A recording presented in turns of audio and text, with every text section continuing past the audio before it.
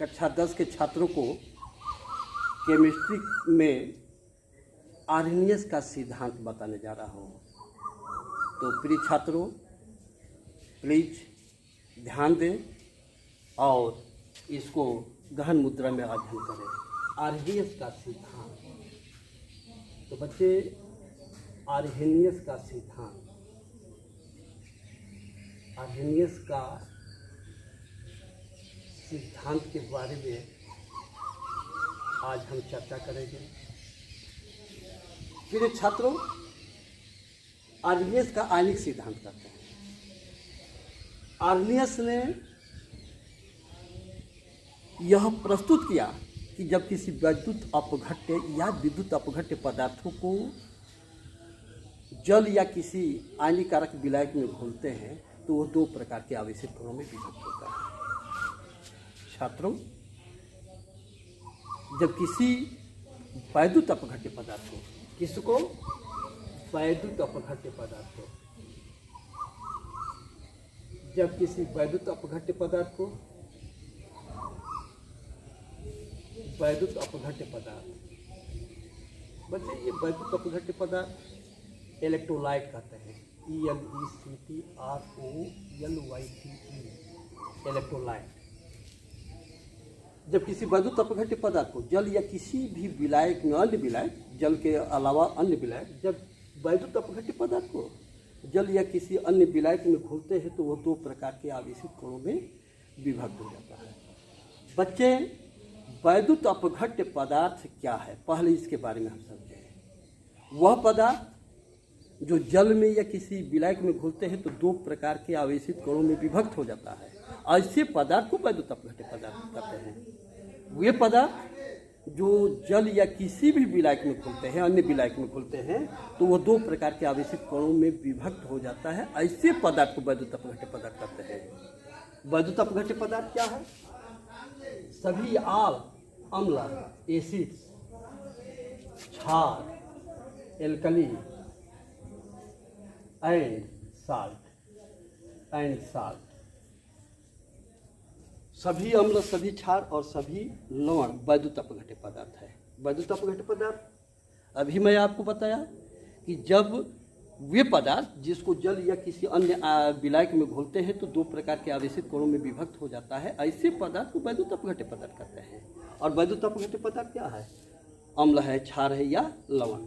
जैसे बच्चे, यहाँ पर ACl अम्ल लीजिए, और ACl अम्ल को जब जल में घोलते हैं तो यहाँ पर हाइड्रोजन आयन और क्लोराइड आयन, यह एक वैद्युत अपघट्य पदार्थ है। अम्ल है, क्या है? हाइड्रोक्लोरिक अम्ल है। यह वैद्युत अपघट्य पदार्थ है। इसमें हाइड्रोजन आयन और क्लोराइड आयन, धनावेशित आयन और ऋणावेशित आयन, धन आवेश युक्त और ऋण आवेश युक्त दो प्रकार का आयन प्राप्त हुआ है। धनायन और ऋणायन। धनायन में क्या? हाइड्रोजन आयन, और ऋणायन में क्या? Chloride ion. ये वैद्युत अपघट्य पदार्थ है। क्षार की बात करें, जैसे NaOH है। NaOH क्षार को जब जल में घोलेंगे बच्चे तो यह भी दो प्रकार के आवेशित कणों में विभक्त होगा। सोडियम आयन और हाइड्रोक्साइड आयन, यह भी दो प्रकार का आवेशित कणों में विभक्त हुआ। सोडियम आयन और हाइड्रोक्साइड आयन, ये क्षार है। या लवण, घर में आप नमक खाते हैं, NaCl, सोडियम क्लोराइड, ये नमक है, साल्ट है।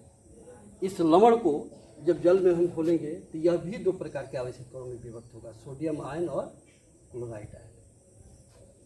यह सब वैद्युत अपघट्य पदार्थ है। लेकिन वही शक्कर जो है, घर में आप शक्कर, चीनी, जिसको जल में या दूध में घोलते हैं तो वह एक विलयन बनता है, उसमें आवेशित कण नहीं विभक्त होता है। यूरिया है, शक्कर है, शक्कर है बच्चे, शक्कर है। शक्कर, शुगर जिसको कहते हैं, शुगर C12H22O11, इसको स्यूक्रोज कहते हैं, रासायनिक की भाषा में स्यूक्रोज कहते हैं। इसको जल में आप घोलेंगे तो यह दो प्रकार के आवेशित कणों में विभक्त नहीं होगा, एक विलयन बनेगा, शक्कर का विलयन, सॉल्यूशन ऑफ शक्कर, सॉल्यूशन ऑफ शुगर, यहाँ एक विलयन प्राप्त होगा।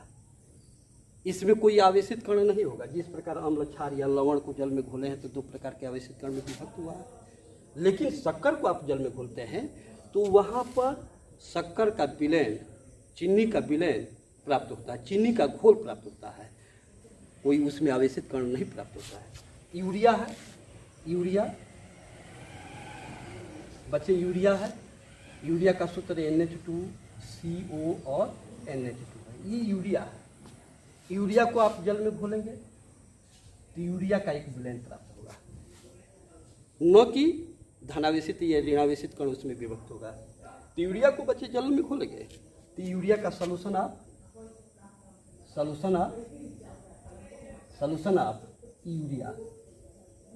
यूरिया का एक जलीय विलयन प्राप्त होगा, यूरिया का एक घोल प्राप्त होगा, लेकिन उसमें धन आयन या ऋण आयन नहीं विभक्त होगा। तो यह वैद्युत अपघट्य पदार्थ है। आइए इस पदार्थ को हम क्या कहेंगे? वैद्युत अपघट्य पदार्थ। वे पदार्थ जिसको जल में घोलने पर 2 प्रकार के आवेशित कण विभक्त होते हैं, ऐसे पदार्थ को हम वैद्युत अपघट्य कहते हैं, इलेक्ट्रोलाइट कहते हैं। ये वैद्युत अपघट्य पदार्थ है। अम्ल, क्षार या लवण वैद्युत अपघट्य पदार्थ है। लेकिन शक्कर है, यूरिया है, ये वैद्युत अपघट्य पदार्थ नहीं है, इसको कहते हैं विद्युत अनपघट्य पदार्थ। उसी का अपोजिट शब्द है विद्युत अनपघट्य पदार्थ। विद्युत अनपघट्य पदार्थ, तो बच्चे इसको हम कहते हैं विद्युत अनपघट्य पदार्थ। इसको इंग्लिश में कहते हैं नॉन इलेक्ट्रोलाइट। क्या कहते हैं? Non electrolyte. ये वैद्युत अनपघट्य पदार्थ है। तो ये पदार्थ जिसको जल या किसी अन्य विलायक में घोलते हैं तो 2 प्रकार के आवेशित कण विभक्त होते हैं, ऐसे पदार्थ को वैद्युत अपघट्य पदार्थ कहते हैं। किंतु वे पदार्थ जिसको जल में या किसी अन्य विलायक में घोलते हैं वह किसी भी प्रकार के आवेशित कण में विभक्त नहीं होता है, ऐसे पदार्थ को विद्युत अनपघट्य कहते हैं। आर्नियस ने, अब आइए विषय है आर्नियस का आयनिक सिद्धांत या आर्नियस का सिद्धांत। आर्नियस ने यह प्रस्तुत किया कि जब किसी वैद्युत अपघट्य पदार्थ को जल या किसी अन्य विलायक में घोलते हैं तो वह 2 प्रकार के आवेशित कणों में विभक्त होते हैं। इस क्रिया को आयनन कहते हैं। इस क्रिया को आयनन कहते हैं। आर्नियस ने पहला अपना सिद्धांत में, आर्नियस ने अपने सिद्धांत में प्रस्तुत किया। पहला उसने सिद्धांत दिया कि जब किसी भी वैद्युत अपघट्य पदार्थ, चाहे अम्ल हो, क्षार या लवण हो, जब किसी भी वैद्युत अपघट्य पदार्थ को जल या किसी अन्य विलायक में घोलते हैं तो 2 प्रकार के आवेशित कणों में विभक्त होता है। इस क्रिया को आयनन कहते हैं। इस क्रिया को क्या कहते हैं बच्चे? आयनन कहते हैं, आयनाइजेशन कहते हैं। इस क्रिया को क्या कहते हैं? आयनन कहते हैं। तो जब किसी वैद्युत अपघट्य पदार्थ को 2 प्रकार के आवेशित कणों में जब किसी वैद्युत अपघट्य पदार्थ को जल या किसी अन्य विलायक में घोलते हैं तो 2 प्रकार के आवेशित कणों में विभक्त होता है। इस घटना को या इस क्रिया को आयनन, ये मीन्स आयनाइजेशन कहते हैं। पहला उसने बताया। दूसरा बच्चे इसने ये बताया कि जब वह आयनन क्रिया होता है तो उसमें धन आयन और ऋण आयनों की संख्या समान होती है। आयनन क्रिया में धन आयन और ऋण आयनों की संख्या आपस में समान। जैसे इसमें 1 धन आयन तो 1 ऋण आयन, 1 धन आयन तो 1 ऋण आयन, 1 धन आयन तो 1 ऋण आयन। आयनन क्रिया में बच्चे, आयनन क्रिया में धन आयन एवं ऋण आयनों की संख्या आपस में समान होती है, सेम। तो इसने दूसरा ये कहा कि आयनन क्रिया में धन आयन, बच्चे धन आयन, हाइड्रोजन आयन को धन आयन, सोडियम आयन को धन आयन, ये सोडियम आयन को धन आयन, और क्लोराइड आयन को ऋण आयन, हाइड्रोक्साइड आयन को ऋण आयन, क्लोराइड आयन को ऋण आयन कहते हैं। धनायन, यहाँ पर धनायन, धनायन को इंग्लिश में केटायन कहते हैं। धनायन को इंग्लिश में केटायन। और दूसरा आवेशित कण है ऋणायन। ऋणायन को इंग्लिश में एनायन कहते हैं। इंग्लिश में क्या कहते हैं? धनायन और धनायन। धन आवेशित कण को धनायन और ऋण आवेशित कण को ऋणायन। तो बच्चे आयनन क्रिया में धन आयन एवं ऋण आयनों की संख्या आपस में समान होती है। तीसरा इसने कहा, तीसरा आर्नियस ने कहा, आर्नियस ने बताया कि धन आयन और ऋण आयन परस्पर एक दूसरे के विपरीत आवेश है और ये आवेश एक दूसरे को आकर्षित करते हैं, अट्रैक्शन करते हैं। धन आयन और ऋण आयन एक दूसरे को क्या करते हैं? आकर्षित करते हैं। धन आयन और ऋण आयन एक दूसरे को आकर्षित करते हैं। तो धन आयन और ऋण आयन आपस में क्या करते हैं? एक दूसरे को आकर्षित करते हैं। तो धन आयन और ऋण आयन, पहला उसने कहा कि जब वैद्युत अपघट्य पदार्थ को किसी जल या किसी अन्य विलायक में घुलते हैं, दो प्रकार के आवेशित कणों में विभक्त होता है। इस घटना को या इस क्रिया को आयनन कहते हैं। और उसने ये बताया कि धन आयन, आयनन क्रिया में धन आयन और ऋण आयनों की संख्या आपस में समान होती है। तीसरा उसने क्या कहा कि ये विपरीत प्रकार के आयन, ये विपरीत प्रकार के आवेशित कण एक दूसरे को आकर्षित करते हैं। ये विपरीत प्रकार के आवेशित कण एक दूसरे को क्या करते हैं? ये विपरीत प्रकार के, हाइड्रोजन आयन क्लोराइड आयन को आकर्षित करता है, सोडियम आयन हाइड्रोक्साइड आयन को आकर्षित करता है, सोडियम आयन क्लोराइड आयन को आकर्षित करता है। तो ये विपरीत प्रकार के आयन एक दूसरे को आकर्षित करते हैं।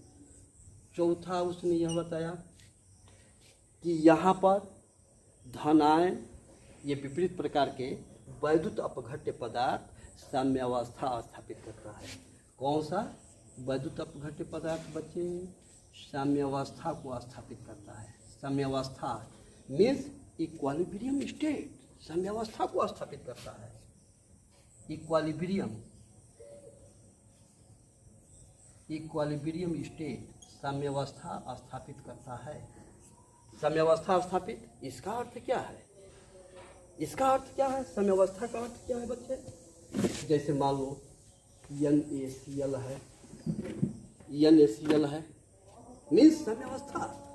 इसको जल या किसी अन्य विलायक में घोले हैं तो दो प्रकार के आवेशित कण में विभक्त हुआ, सोडियम आयन और क्लोराइड आयन। अब साम्यावस्था इक्विलिब्रियम स्टेट की मैं बात कर रहा हूँ। तो बच्चे यहाँ पर ये आयनन की दर, यह जो क्रिया है आयनन की दर, आयन में विभक्त होता है। आयनन की दर, ये आयनन की दर, रेट ऑफ आयनाइजेशन। और जब विपरीत क्रिया होती है, ये विपरीत क्रिया होती है तो इसको संयोजन की दर कहते हैं। मैं बताया हूँ कि धन आयन और ऋण आयन विपरीत प्रकार का आवेशित है, ये आपस में संयोग करते हैं, आकर्षित करते हैं और संयोग करके फिर ये पदार्थ बनाते हैं। तो इसको हम, इस क्रिया को हम संयोजन की दर कहते हैं। क्या कहेंगे? संयोजन की दर। संयोजन की दर, रेट ऑफ कॉम्बिनेशन, इसको हम कहते हैं बच्चे rate of combination, rate of combination. और इसको बच्चे क्या कहेंगे? इस क्रिया को rate of ionization, rate of ionization. तो साम्यावस्था की बात कर रहे थे। साम्यावस्था क्या है? आयनन की दर और संयोजन की दर, ये मिल करके धन आयन और ऋण आयन देता है और फिर यह दोनों मिल करके फिर यह मूल पदार्थ बनाता है। तो अभिकारी पदार्थ से उत्पाद और उत्पाद से पुनः अभिकारी पदार्थ प्राप्त होता हो, इस अभिक्रिया को उत्क्रमणीय अभिक्रिया कहते हैं। कौन सा अभिक्रिया कहते हैं? उत्क्रमणीय अभिक्रिया। उत्क्रमणीय अभिक्रिया, उत्क्रमणीय अभिक्रिया, उत्क्रमणीय अभिक्रिया। बच्चे इसको इंग्लिश में कहते हैं reversible reaction, REVERSIBLE, reversible reaction कहते हैं। तो बच्चे ध्यान देंगे, आयनन अभिक्रिया एक प्रकार का उत्क्रमणीय अभिक्रिया है। आयनन अभिक्रिया क्या है? उत्क्रमणीय अभिक्रिया। क्यों उत्क्रमणीय? जो दोनों दिशा में चलती है। यहाँ पर आयनन की दर है, फिर संयोजन, दोनों दिशा में चल रही है। इस दिशा को बच्चे अग्र अभिक्रिया कहते हैं। जो लेफ्ट से राइट चलती है उस अभिक्रिया को अग्र अभिक्रिया कहते हैं, और जो राइट से लेफ्ट की ओर जाती है उसको पश्च या विपरीत अभिक्रिया कहते हैं। पश्च या विपरीत अभिक्रिया कहते हैं। तो ध्यान दें बच्चे, यहाँ पर उत्क्रमणीय अभिक्रिया, आयनन अभिक्रिया एक उत्क्रमणीय अभिक्रिया है। क्यों उत्क्रमणीय अभिक्रिया है? क्योंकि यह वह रासायनिक अभिक्रिया जो अग्र दिशा एवं विपरीत दिशाओं में दोनों में चलती है, उस प्रकार की अभिक्रिया को उत्क्रमणीय अभिक्रिया कहते हैं।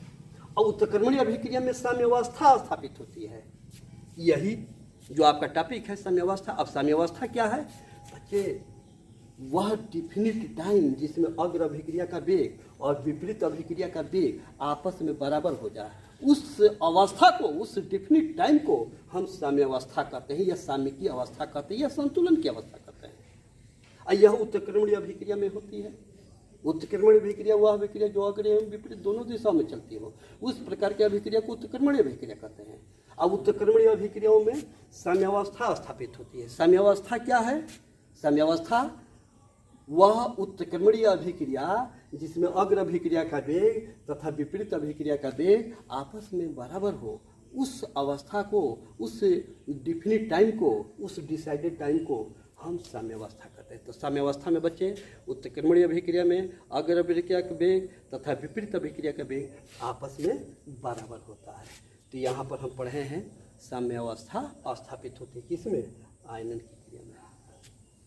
तो थैंक्स बच्चे। फिर